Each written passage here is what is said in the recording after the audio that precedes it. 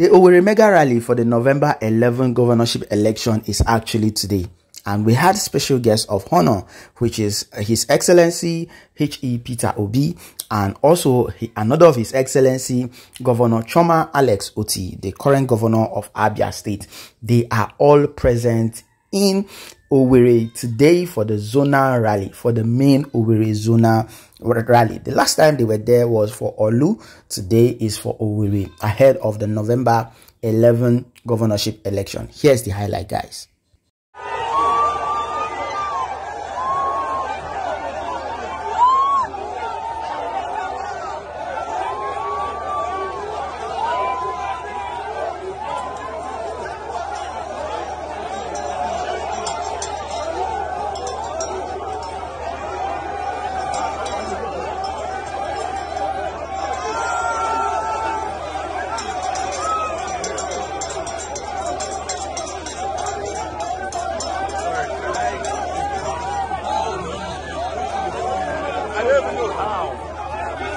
How?